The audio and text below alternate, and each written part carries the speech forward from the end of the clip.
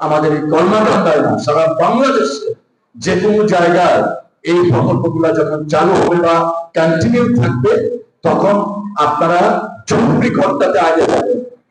যে ঘরে ছনের চাল আছে, টিনের চাল না, ছনের চাল, সেই ঘরটাতে আগে যাবেন। যে ঘরে বারান্দাটা নেই, সেই ঘরটাতে আগে যাবেন। যে ঘরে বসার একটা চেয়ার নেই, সেই ঘরটাতে আগে যাবেন। আমি অনুরোধটা রাখছি, এরপরে কিন্তু অনুরোধ থাকবে না। যথাযথ নিয়মে আইনি প্রক্রিয়া কিন্তু অবলম্বন করা হবে।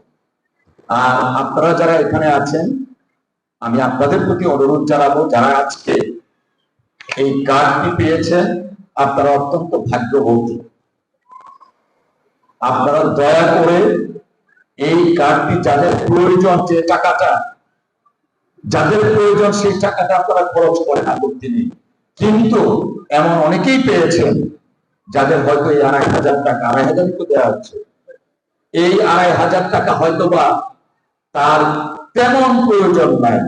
হয়তো দেখবেন আপনার পাশের বাড়িতে আরেকজন আছেন, তার হয়তো প্রয়োজন। দয়া করে ওইখান থেকে কিছু টাকা তাকে দিবেন। তাহলে আমরা মহান সৃষ্টিকর্তার কাছে দায়বদ্ধ আমরা থাকবো না।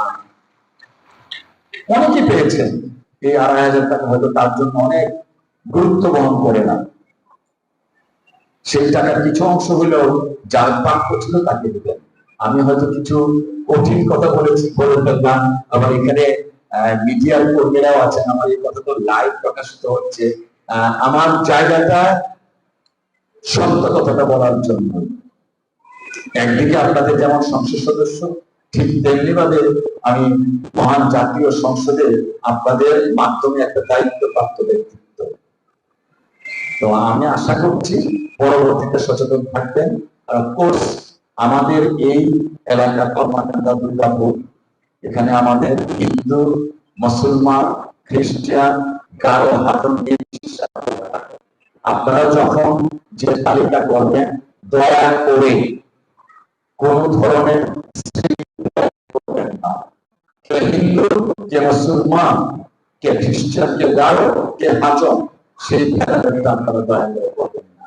আমি আমার নির্বাচনী ওয়াদায় বলেছিলাম, আমরা মানুষ হিসাবে সবার মূল্যায়ন করতে চাই।